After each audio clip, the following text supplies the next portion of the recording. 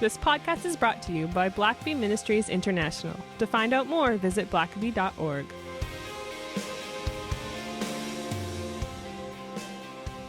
Well, welcome back to the Richard Blackaby Leadership Podcast. My name is Sam, and I'm your host, and I'm joined by the lover of biographies himself, Dr. Richard Blackaby. That's right, Sam. Don't forget it. Yeah, well, it's a good thing you're here because we're doing another biography today. This is a crowd favorite. These type of episodes that we do, and we just look at the life of a leader through history.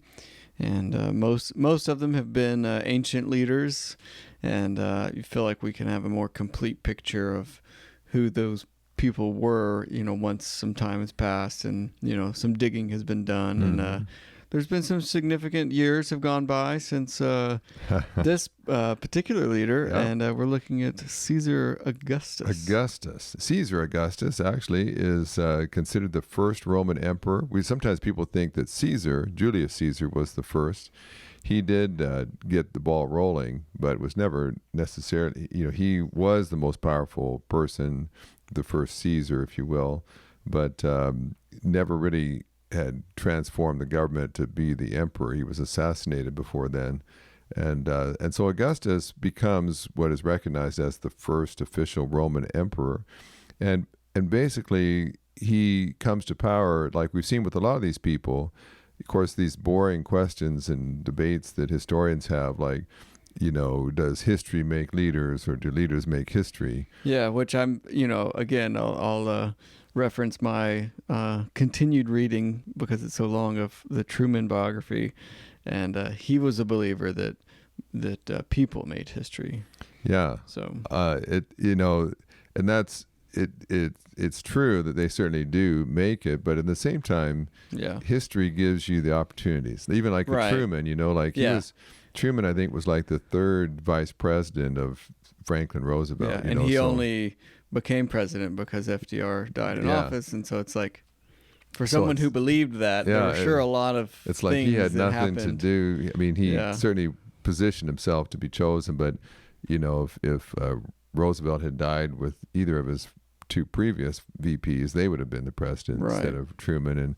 And so the same with Augustus. A number, you look back at history and say, had only this happened, he almost was even aborted or forsaken even as a baby, because there had been some prophecies or oracles that didn't bode well. And so in some sense, people feel like even his life being spared as an infant was a turn of history. But when he was 4 years old, his father actually died.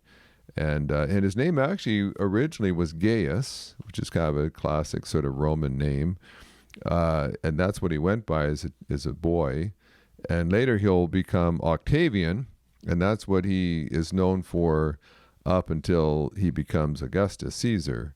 But Octavian is a young man, and like a lot of these larger-than-life people, he wasn't necessarily that large physically. He was about 5'6", and kind of slight of frame. And he actually had ill health. In fact, there's a number of stories where a lot of times before a major battle or confrontation, he would get terribly ill and it might take him a month to recover. And so he had kind of a weak constitution. He was kind of pampered by his mother. In some ways, he had sort of an overbearing mother figures in his life that protected him, because he was kind of maybe a little bit smaller and sickly, and he had to sort of overcome that. But eventually he gets adopted by Julius Caesar. And again, one of the things that's always interesting about history is, again, so many little, just sort of circumstances of history, like Julius Caesar, ultimately, as he reaches his power, doesn't have any sons. And so he, at least not a legitimate son. He's got one with Cleopatra over in Egypt, but that he can't really count that.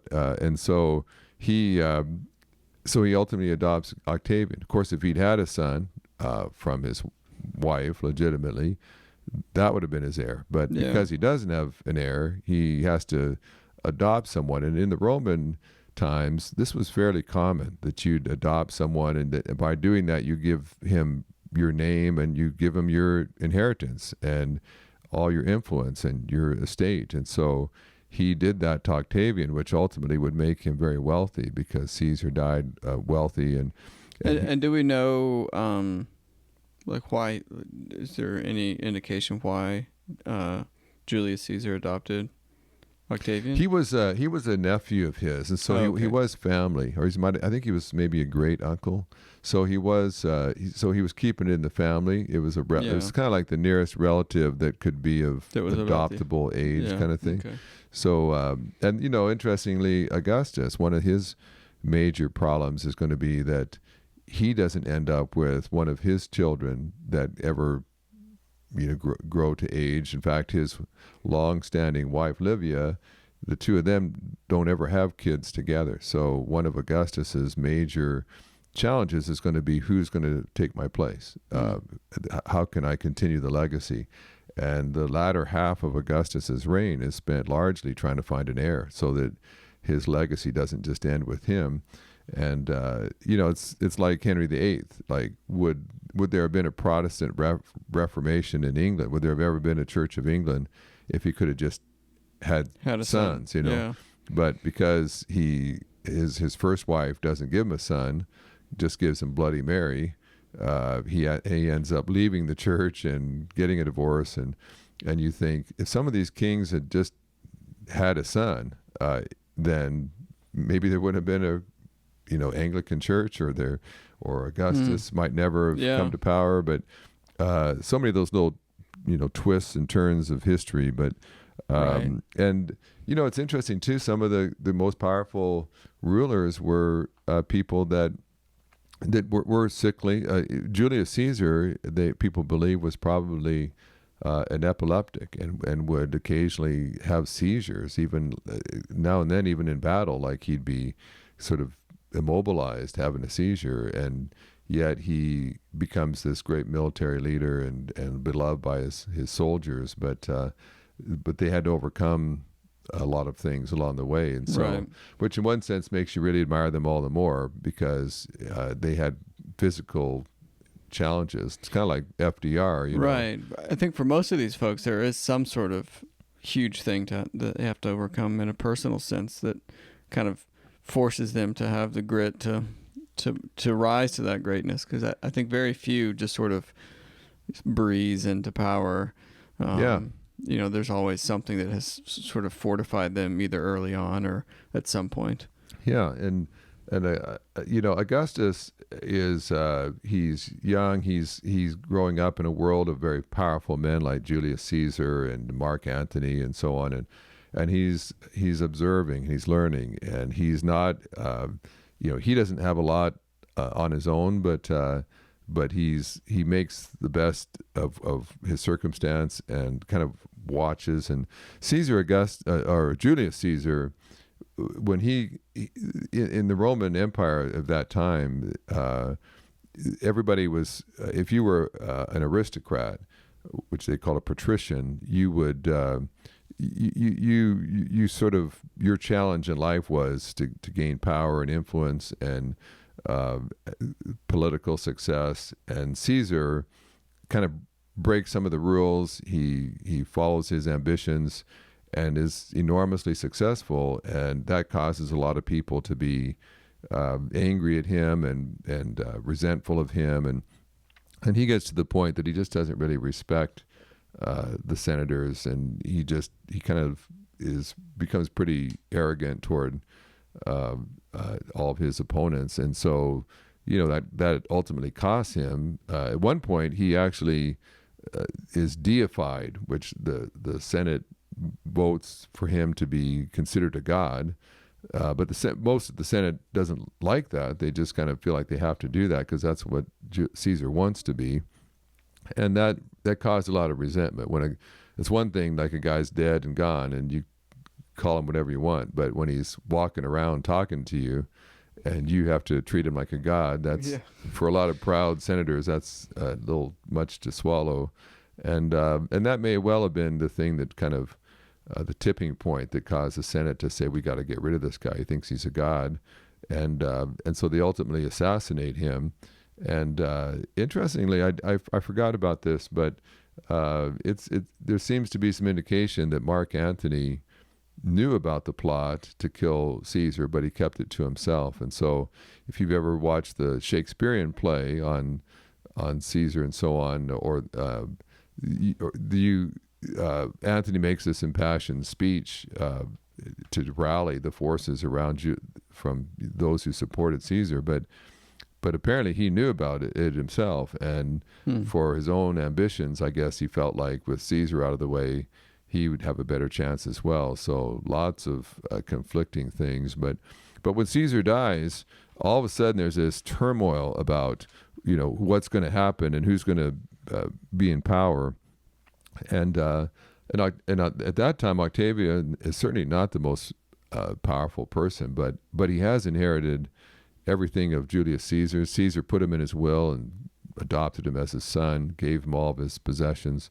And probably the most important thing, he gave him his name, so now he can go by Caesar himself. And but the soldiers were very loyal to Caesar, and so they shift their loyalty to Caesar's adopted son, and that gives him enormous influence. But eventually, a civil war breaks out, and Mark Antony and another man named Lepidus and Octavian form what is called the Second Triumvirate. The first triumvirate was with Julius Caesar and Crassus and can't think now who the other guy was. He wasn't as big of a deal. Oh, Pompey.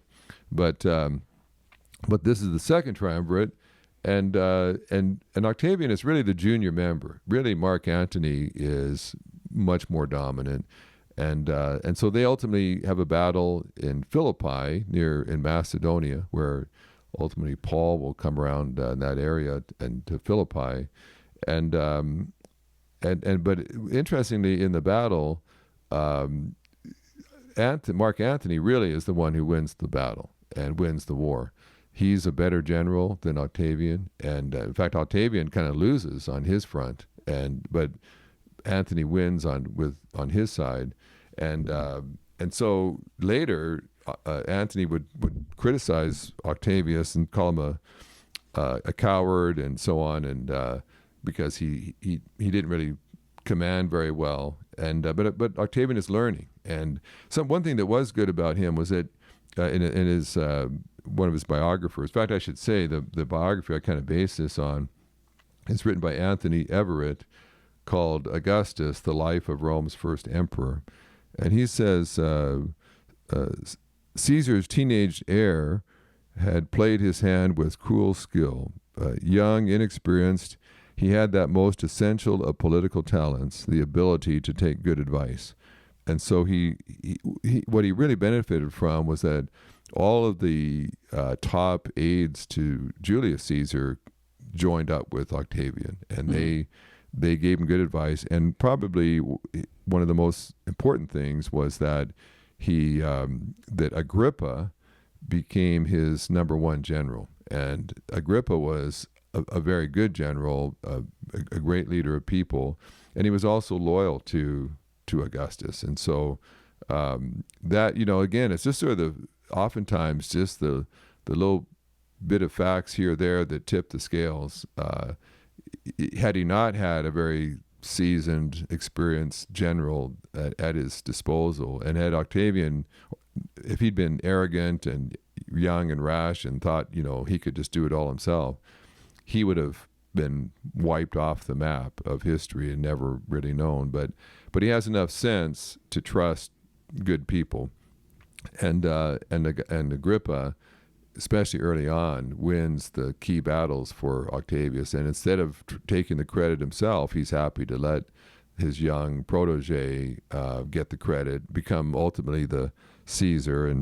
And so the battle keeps. They win that battle, and then Antony and Octavian basically divide the Roman Empire in two. And Mark Antony goes east, and east is where Egypt is, and Egypt is a very wealthy country. It's got all the wheat and grain. It basically feeds the Roman Empire. And Cleopatra's out there, and Mark Antony kind of falls under her spell, and Octavian goes back to Rome. And back in that time, one of the biggest challenges was that your soldiers could give you power, but you had to also, the soldiers expected that one day you'd give them a farm in retirement, that you'd give them land. And if you're releasing tens of thousands of veterans, that's a lot of farms to come up with. And and if you don't give them what they want, they can rebel, they can join your enemies.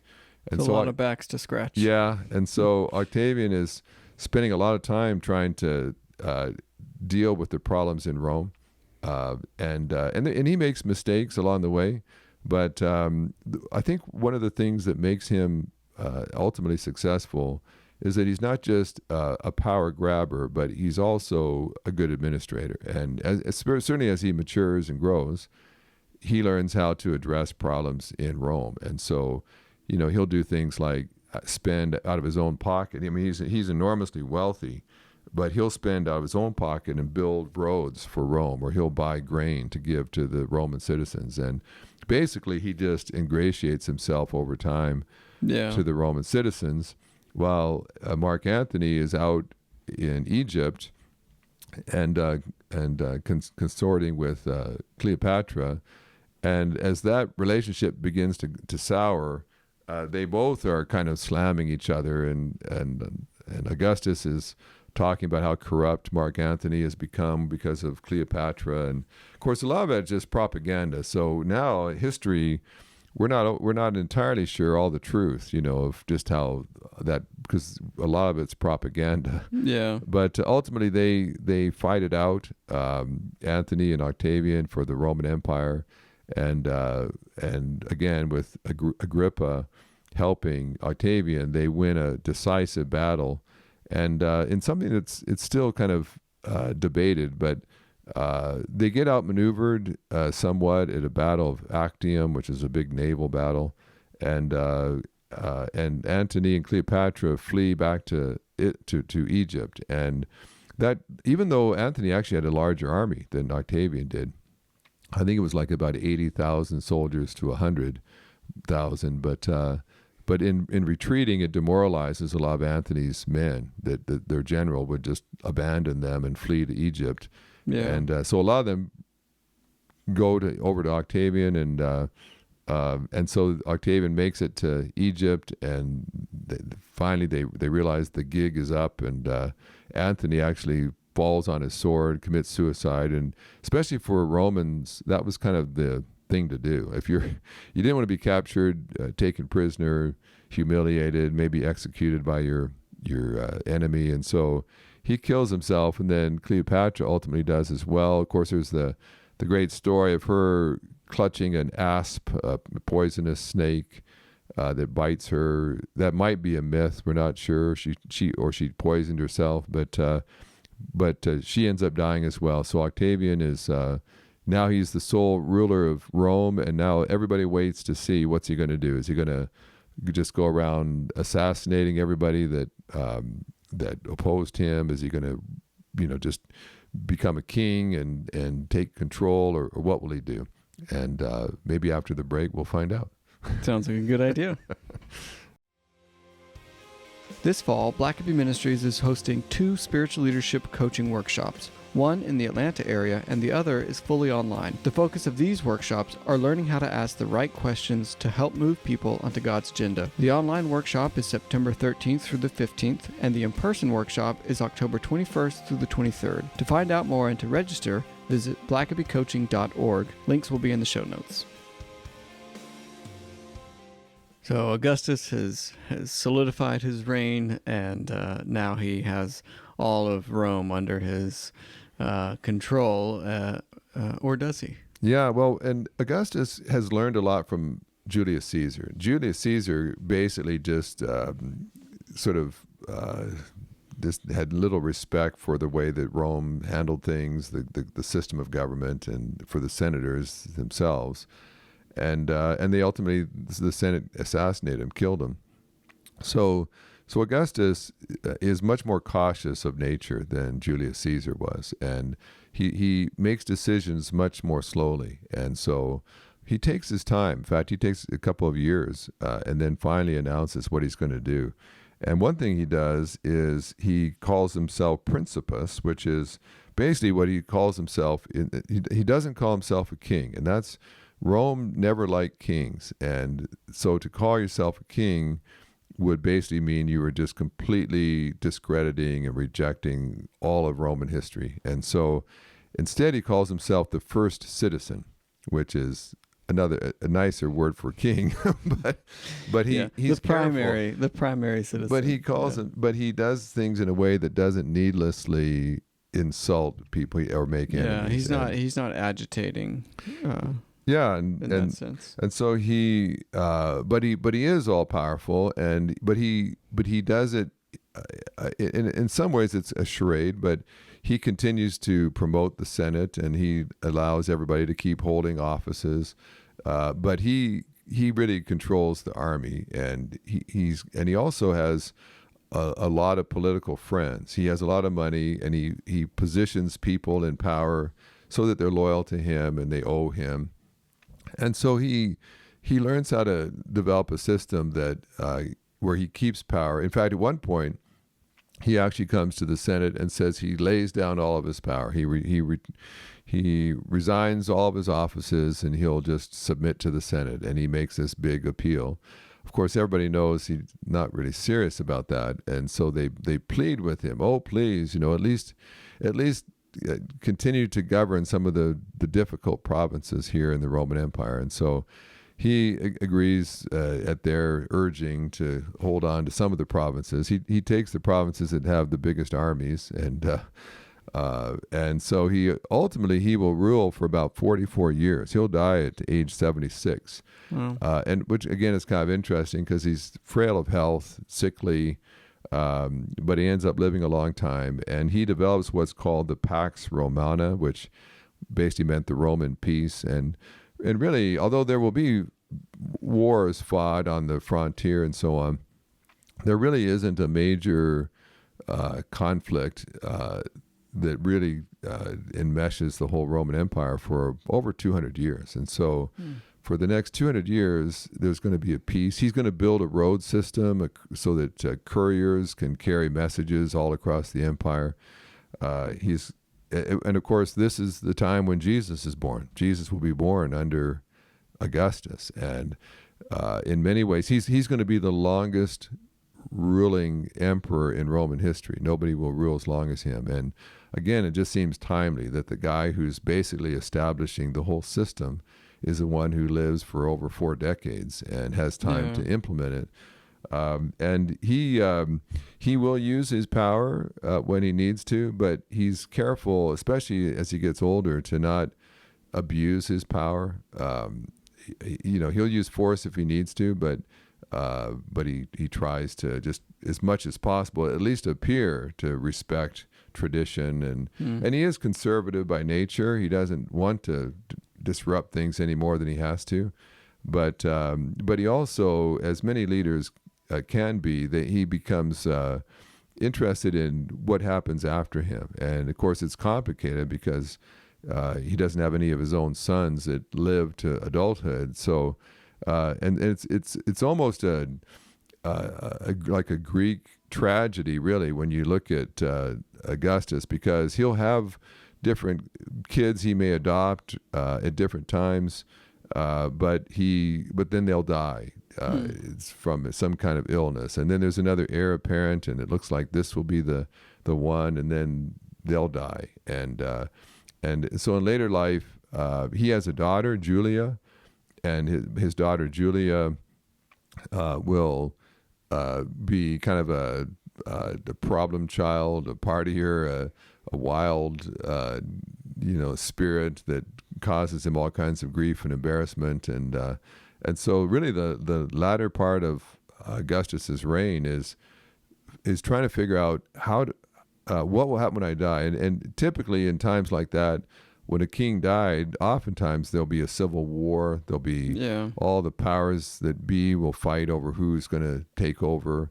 And Augustus is, in some ways, he tries to model, provide a good model. Like he lives, he has a couple of residences, but his primary residence in Rome, on the Palatine Hill, he lives in for like 40 years. Has the same bedroom for 40 years. It's a relatively modest house for a guy who's the wealthiest, most powerful guy in all of the empire. He does a lot of things in moderation. He doesn't flaunt his wealth. He doesn't create resentment. He actually strategically spends his money in ways that make him popular among the Roman citizens. And it's interesting because his own wife, he met his wife, and she was married to someone else named Tiberius Nero, I think, and he decides that's who he wants to be married to, and so he forces the man to divorce his wife so that he can marry her, and under those circumstances, they end up being married for about half a century or so. So Livia becomes his wife, and they have this daughter, but no sons that can replace him. And so, but Livia had a son from her first marriage that was named Tiberius, and Augustus doesn't necessarily care for Tiberius. He's pretty capable as a leader and a general, but he's kind of a dour kind of guy, and so Augustus keeps looking for someone else to replace him, but those people all seem to die off after time. And so ultimately, as he's in his 70s and he knows that his time's coming to an end, he realizes that Tiberius is basically the best option, even though he doesn't really like him. And so he grooms him and prepares him to take, and right to the very end, Augustus is concerned that there be a smooth transition to the next emperor. And so he works pretty hard at it. He had one other heir that was a child of his daughter and his favorite general, Agrippa, who's certainly a candidate, but apparently this young man is wild and unruly and arrogant and trouble. And so it's suspected that Augustus, as he's about to die, actually orders for that young man to be put to death because he doesn't want to have 2 or 3 relatives all fighting it out in a civil war. He wants a good succession. And so kind of the last thing about Augustus is interesting is that he appears to have kind of a terminal illness. He's failing in health, and so now he's got this whole plan he's been planning for years of a succession, and he wants to make sure that Tiberius becomes the emperor without any difficulty. And so he's getting everything all ready. He kind of eliminates the other heir that could cause trouble, and then lo and behold, and in fact, Augustus even starts to send out messages across the empire to alert everybody to support Tiberius and so on. And then all of a sudden, Augustus starts to feel better. His health starts to get better. Like, oh, maybe I'm gonna get over this. And then he dies, and there's a lot of speculation. In fact, one theory that was promulgated quite a bit was that Livia ultimately poisoned Augustus, gave him some poisoned figs, and he ate those figs, and then he died. And it may well be that she actually did poison him. All the evidence is that they had a good marriage. They stayed married for a long time, and some suspect that might have been Augustus may have knowingly eaten the figs just because the plan was in place, messages were sent out, and for the plan to succeed, he needed to die. And so the last sort of heroic act was his wife kind of brought him these poisoned figs, and he may well have known they were poisoned, and eaten it anyway. He was 76 or so, 77, and he just knows it's time for the plan to continue. And so someone that followed the plan, and Tiberius will peacefully take over one of the few times. Interestingly about the Roman emperors, if indeed Livia does kill him, essentially, even if it's because he wants to be killed, Very few when you consider how powerful the Roman emperors were, very, very few of them died natural deaths. Augustus probably died. Tiberius lived to be an old man, but as he was getting frail, some suspect that Caligula actually held a pillow to his face and smothered him to death in his old age. And then Caligula will ultimately be assassinated by his own bodyguard.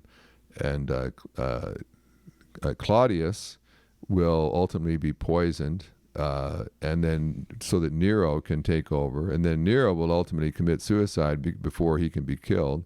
And so the first, all of that's going on in one front while Jesus is born, and Nero is going to, under Nero, probably Peter and Paul will be executed.